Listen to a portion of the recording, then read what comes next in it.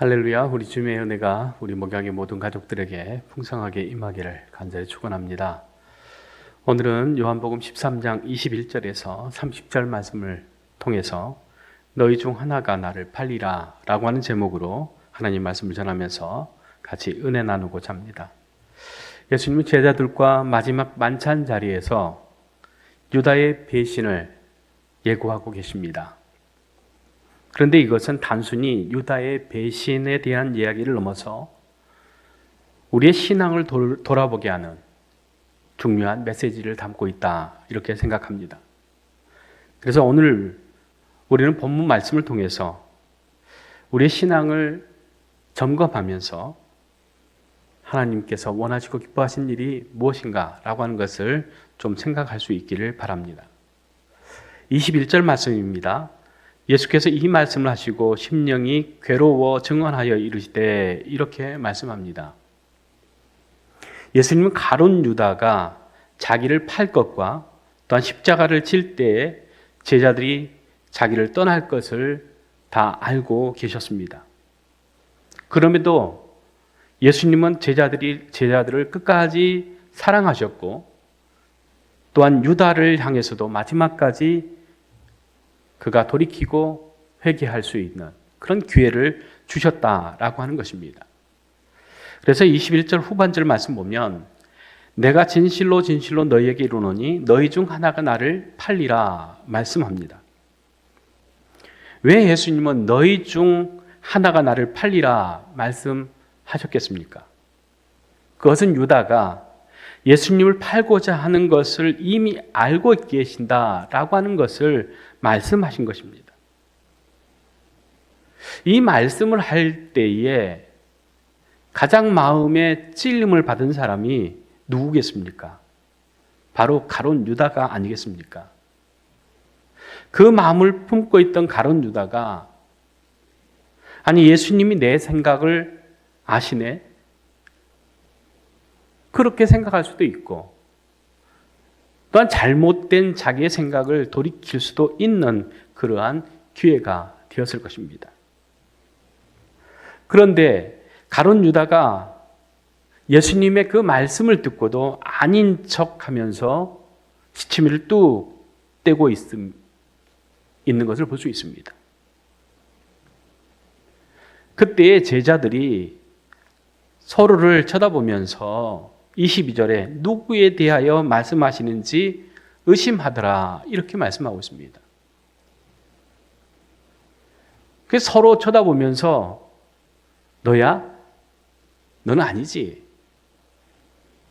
그런 의심의 눈초리로 지금 서로를 보게 되었다라고 하는 사실입니다. 제자들이 예수님의 말씀을 듣고 의심했다라고 할 때에 아마 처음에 봤던 사람이 누굴까 생각해 보면 모두 가룟 유다를 쳐다볼 만 했을 것 같습니다.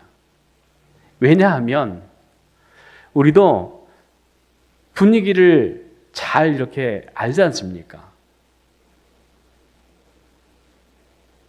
가룟 유다가 예수님에 대한 생각을 어떠한 생각을 가지고 있다라고 하는 것은 아마 짐작했을 수 있을 것입니다.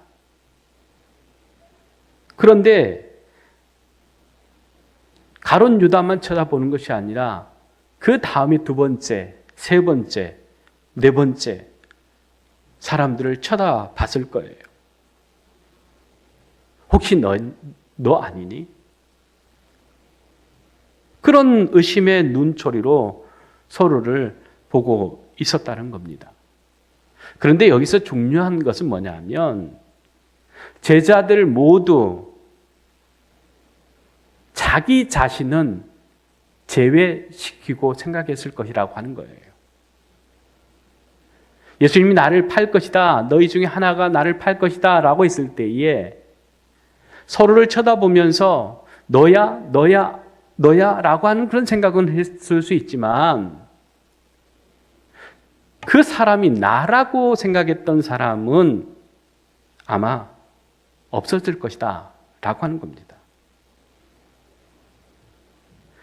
우리가 어떤 일들을 생각할 때에 바로 이런 제자들의 모습과 같은 그러한 삶이 아닌가라고 하는 것을 좀 돌아봤으면 좋겠습니다. 예수님께서 너희 중 하나가 나를 팔리라 하셨을 때에 먼저 돌아봐야 될 것은 뭐냐면 내 자신을 먼저 돌아봐야 되었습니다. 그런데 이 예수님의 제자들은 다른 사람을 쳐다보면서 의심하게 되었다라고 하는 것을 우리가 보게 되어집니다. 이것은 우리 스스로 내 믿음은 바른 믿음이고 배신하지 않는 믿음이고 변하지 않는 믿음이고 누구도 따라올 수 없는 그러한 믿음이라고 생각할 수 있겠죠.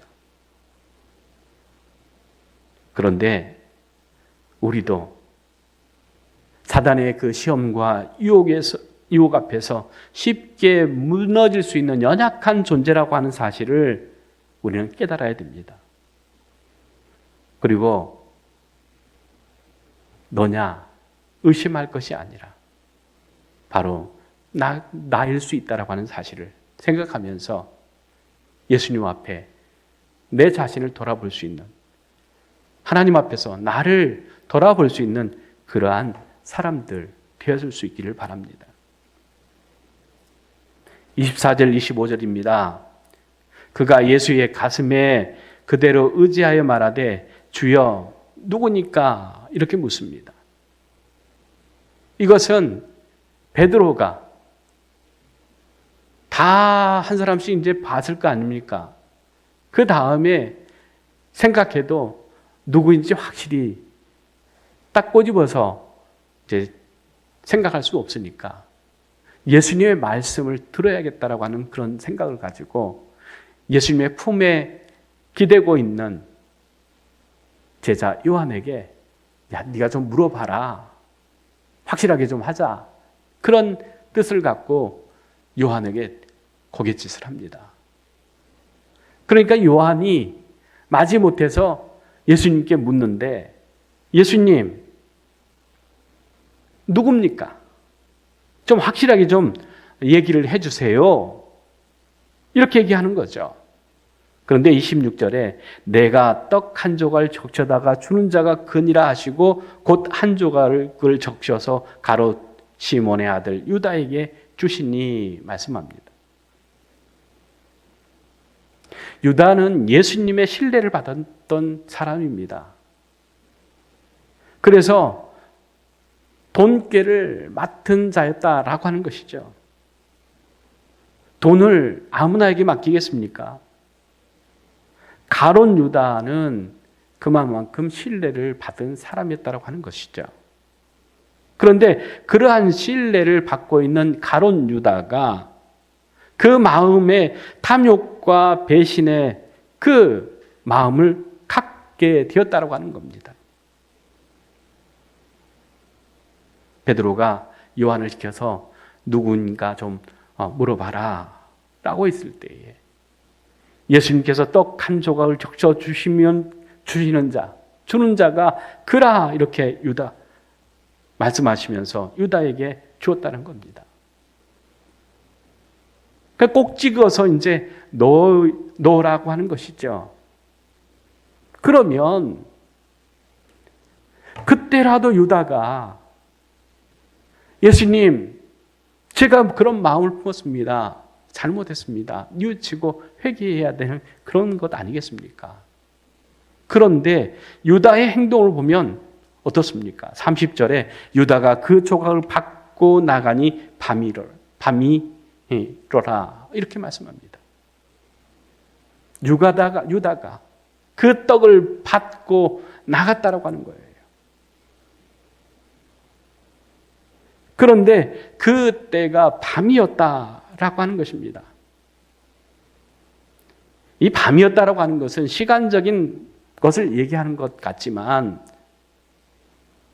굳이 밤이었다는 것을 기록하는 것은 다른 의미가 있었을 것입니다. 27절에 조각을 받은 후 사탄이 그 속에 들어갔다라고 말씀합니다. 사단이 어둠이 가룟 유다의 마음에 들어가서 사단의 일, 어둠의 일을 하게 되었다는 말씀입니다. 그래서 27절 후반절에 내가 하는 일을 속히 하라 주님께서 말씀하십니다. 이 말씀은 사단이 가져다 주는 그 생각은 빛이 아니라고 하는 거예요. 생명이 아니라고 하는 겁니다. 구원이 아니라고 하는 것입니다. 어두움의 일이고 사망의 일이고 죽이는 일이고 또한 죽는 일이라고 하는 말씀입니다. 유다는 빛이신 예수님을 떠나서 어둠으로 들어갔다라고 하는 그 말씀입니다. 예수님은 유다의 배신을 미리 아셨고 예수님은 유다에게 사단의 생각에서 죄에서 어둠에서 떠나 돌이킬 기회를 수없이 주셨지만 유다는 회개하지 않고 돌이키지 않고 예수님의 그 경고를 무시하고 어둠 속으로 떠났다라고 하는 것입니다.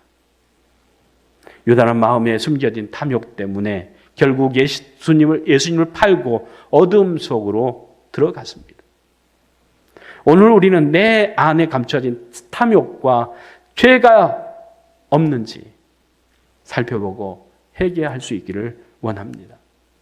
예수님과의 관계를 돈이나 세상의 욕심으로 대체하려고 하지 말고 온전히 예수님을 따르는 삶, 진리의 빛 가운데로 걸어가면서 주님 주시는 승리를 이루는 삶을 살아가야 될 줄로 믿습니다. 오늘 하루도 진리 되신 주님과 함께, 빛 되신 주님과 함께, 생명 되신 주님과 함께 빛 가운데로 다니면서 하나님의 영광을 위해서 살아가는 저와 여러분이 되기를 간절히 주의 이름으로 축원합니다. 기도하겠습니다. 사랑의 하나님, 제자들을 끝까지 사랑하신 주님의 마음을 말씀을 통해서 보게 됩니다. 우리도 때로는 유다처럼 탐욕과 죄에 빠져서 예수님을 떠나려고 할 때가